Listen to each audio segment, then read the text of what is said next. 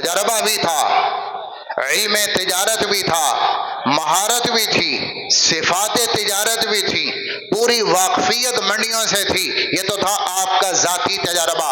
نبوت کے ساتھ تجارت کا علم ملا اور اللہ کی طرف سے وحی آ گئی اور تجارت کے احکامات آ گئے اور حلال اور حرام آیا اور اونچ اور نیچ آ گئی اور جائز اور ناجائز آیا اور اللہ نے ایک ایک چیز تجارت کی کھول کر بتائی۔ تو آپ کا ذاتی تجربہ اور اللہ کا علم ساتھ ملا تو آپ کائنات کے سب سے بڑے تاجر بن گئے۔ کوئی تاجر لاؤ جس کے پاس اللہ کا علم ہو، کوئی تاجر لاؤ جس کے پاس وحی ہو۔ سب تاجروں کے پاس تجربہ ہے پر وحی نہیں۔ آپ کے پاس تجربہ بھی ہے اور آپ کے پاس وحی بھی ہے۔ آپ دنیا کے سب سے بڑے تاجر ہیں جنہیں فالو کرنا چاہیے۔ لوگ پیسے والے تاجروں کو فالو کر رہے ہیں کہ آج کل دنیا کا سب سے بڑا مالدار فلاں آدمی ہے، لہذا اس کو پڑھا جائے، اس کو سیکھا جائے۔ پھر اللہ کے نبی مدینہ پہنچے تو مدینہ صرف آپ نے مدینے کی تجارت کو آپ نے کیسے سنبھالا کہ جب آپ تشریف لائے نا عرب کے معاشرے میں تو عرب کا معاشرہ سود میں جکڑا ہوا تھا، خاص طور پر مدینے میں 3 یہود کے قبیلے تھے، بنو قینقاع، بنو نذیر، بنو قریظہ۔ یہ 3 قبیلے تھے۔ اوس اور خزرج کھیتوں میں کام کرتے تھے اور کھیتوں میں دانے کے لیے پیسہ کوئی نہیں تو یہود سے قرضہ لیتے تھے۔ یہود تاجر تھے، سونے کے، گولڈ کے تاجر تھے، مالدار تھے اور یہ انصار کو سودی قرضے دیتے تھے اور سودی قرضے لے کر انصار اپنی معیشت کو چلاتے تھے۔ تو عملی طور پر یہود سودی کاروبار کے ذریعے پورے مدینے کی معیشت پہ قابض تھے۔ قبضہ تھا یہود کا سود کے ذریعے سے، قبضہ تھا یہود کا عرب پر سود کے ذریعے سے۔ خاص طور پر مدینہ ڈوبا ہوا تھا سودی کاروبار میں اور سود عام تھا، جھوٹ عام تھا، دھوکہ دینا عام تھا۔ اللہ کے نبی مدینے میں تشریف لائے اور آپ نے مدینے کے بازار اور تاجروں کی اصلاحات فرمائیں اور ایسا کامیاب تاجر، ایسا کامیاب بازار بنایا کہ مدینے کو ساری دنیا کا ماڈل بازار بنایا۔ سب سے پہلے آپ نے یہود کے نرغے سے نکالا سود ختم فرما کر۔ مسلمان غریب ہیں، یہود مالدار ہیں، سود کے ذریعے قبضہ ہے بازار پر۔ آپ نے سود کو حرام کیا اور فرمایا یمحق اللہ الربا ویربی الصدقات۔ سود پر یہود چلتے ہیں، صدقے پر مسلمان چلتا ہے۔ سود کی معیشت یہود کی ہے، مسلمان کی معیشت صدقہ اور زکوٰۃ اور عشر ہے۔ سودی معیشت ہمیشہ یہود نے قبضہ کیا ہے، مسلمان سود کو حرام سمجھتا ہے۔ آپ نے سود چھڑوایا، سودی قرضے کے فاقے پہ صبر کر لینا پر سود کا قرضہ نہ لینا۔ پیڑ پہ پتھر باندھے ہیں پر سود کا قرضہ نہیں لیا۔ خود اللہ کے نبی مدینے میں رہتے ہیں اور وہ وقت بھی آیا کہ آپ کے 9 ازواج کے گھر میں کھانے کو کچھ نہ تھا۔ اما عائشہ نے کہا 1 مہینہ گزرا فقر کے ساتھ، پھر دوسرا مہینہ فقر کے ساتھ، پھر تیسرا مہینے کا چاند چڑھا فقر کے ساتھ۔ ہمارے گھر میں چولہا نہیں جلا، صرف کھجور اور پانی پہ گزارا تھا پر قرضہ نہیں لیا۔ حالات تو آئیں گے۔ آپ نے تجارت کو اس پاؤں پہ کھڑا کیا کہ پیڑ پہ پتھر باندھ لینا پر قرضہ نہ لینا، غربت کی زندگی گزار لینا پر قرضہ نہ لینا، یہود سے کبھی قرضہ نہ لینا چاہے پیڑ پہ پتھر باندھنے پڑے۔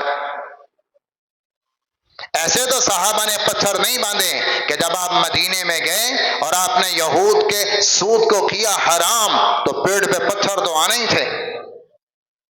ساری معیشت تو قرضے پہ چل رہی تھی، اور سالوں کے قرضے تھے،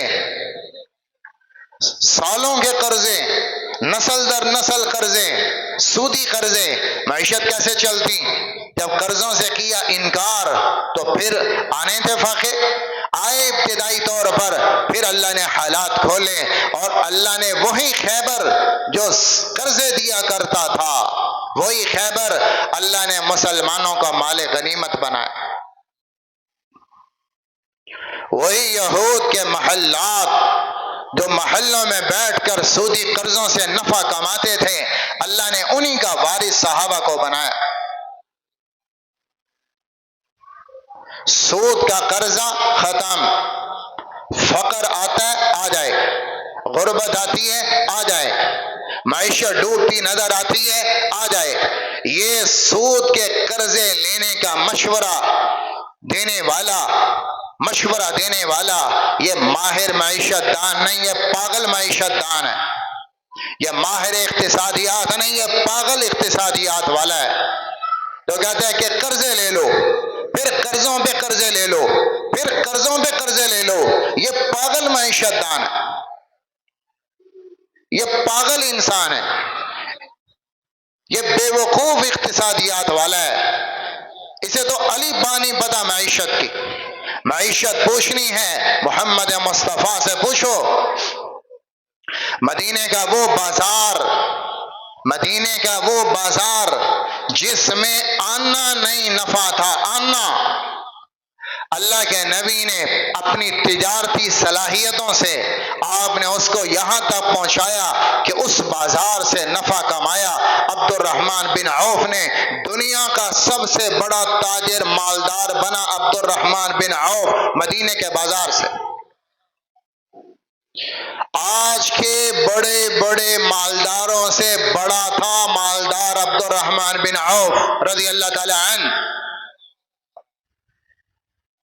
گھوڑے آپ چھوڑ دیں، جب آپ کا انتقال ہوا، گھوڑے، بکریاں، پلاٹ، مکان، جائیدادیں اور رقبے یہ تو ایک طرف رکھیں، سونا صرف وراثت میں اتنا تھا کہ عبد الرحمن بن عوف کی 4 بیویاں، اور بیوی کو ملتا 8واں حصہ، اس 8 کو کرنا تھا 4 پر تقسیم، 4 بیویاں، 8ویں حصے کو 4 پہ کاٹنا تھا، تو سونے کو کلہاڑیوں سے چیرا گیا، آریوں سے چیرا گیا کہ سونا اتنا تھا، اور چیرنے والوں کے ہاتھ میں چھالے پڑ گئے۔ اتنا بڑا مالدار کہاں سے بنا؟ مدینے کے بازار سے۔ عثمان بن عفان اتنا بڑا مالدار ہے، 10,000 گھوڑے بما ساز و سامان تبوک کے موقع پر 10,000 گھوڑے دیے اللہ کی راہ میں۔ اتنا بڑا مالدار یہ کہاں سے بنا؟ کیسر سے، کسرا کے بازار سے، ایران سے آیا ہے، روم سے آیا ہے، یمن سے آیا ہے، حبشہ سے آیا ہے؟ نہیں، یہ مدینے کے بازار سے پیسہ کمایا ہے۔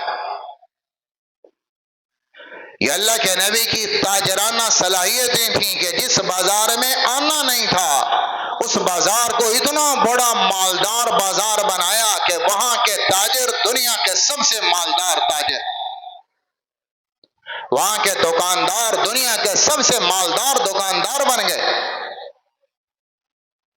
جب یہ مدینہ آئے ہیں تو اللہ خود کہتا ہے للفقراء المہاجرین، یہ ہجرت کر کے آنے والے سارے فقیر ہیں، آنا نہیں لے کر آئے۔ عبد الرحمن بن عوف مکہ سے آئے، گھر چھوڑ آئے، جائیدادیں چھوڑ آئے، وراثتیں چھوڑ آئے، جیب میں آنا نہیں تھا، سارا پیسہ مدینے کے بازار سے کمایا، اور ایسا مالدار بنے ہیں کہ ایسے مالدار آج بھی کوئی نہیں۔ اللہ کے نبی نے صرف عبادت نہیں سکھائی، یہ میں آپ کو آپ کا تاجرانہ حیثیت بتا رہا ہوں کہ آپ کتنے بڑے تاجر تھے۔ کوئی دیکھتا ہی نہیں کہ اللہ کے نبی سے دیکھ لیں کہ جس نے مدینے کے آنا جس میں نہ تھا، ایک نفع نہ ہوتا تھا، اس بازار کو 10 سال میں ماڈل بازار بنا دیا پوری دنیا کے لیے۔ آپ کتنے بڑے معیشت دان ہیں۔ ساری دنیا کے ممالک ترقی یافتہ ترقی پذیر پاگل ہوئے پڑے ہیں معیشت میں. آج بھی دیکھو ساری دنیا کی ترقی ساری سود پہ چل رہی.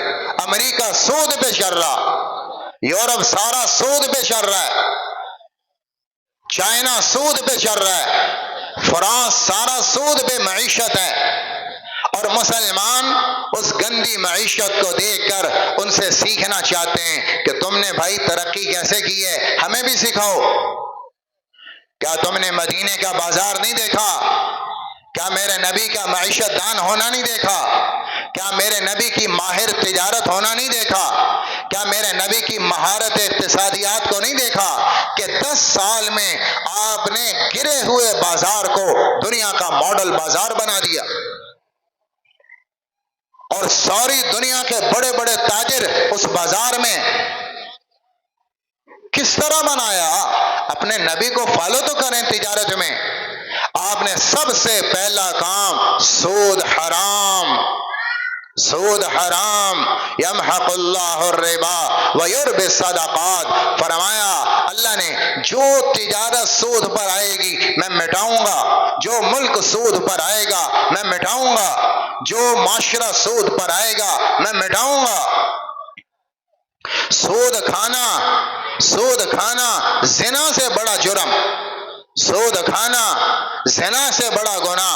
بلکہ ایک نہیں، آپ نے فرمایا 36 دفعہ زنا کرنے سے بڑا گناہ ہے سود کا 1 پیسہ.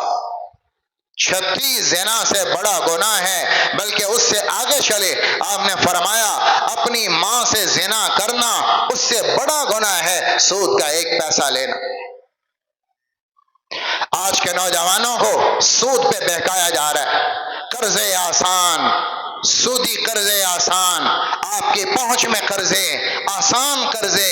آسان قرضے کیوں دے رہے ہو؟ 10 دے کر 15 لینا، یہ تو تجارت ہے. غریب کی غربت سے فائدہ اٹھانا، محتاج کی محتاجی سے فائدہ اٹھانا، یہ آپ ساتھ نہیں دے رہے، آپ تجارت کر رہے ہیں. آپ اور پیس رہے ہیں کہ 10 دے رہے ہیں 15 لے رہے ہیں.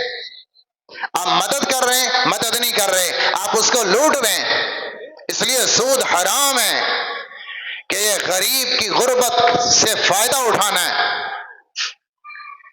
قرضہ لینے والا غریب ہی ہوتا ہے بیچارہ، ضرورت نہ ہو تو کون قرضہ لیتا ہے؟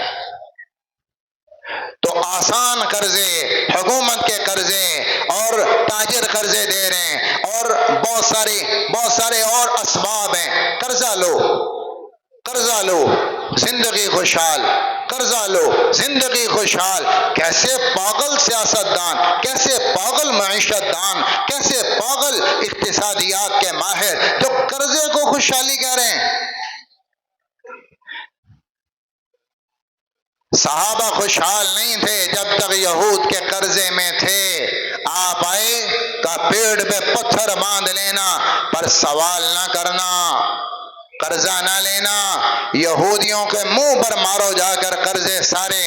تو اللہ نے کیا کیا؟ صرف 6 سال میں ان یہودیوں کے محلات اللہ نے صحابہ کے قدموں میں ڈال دی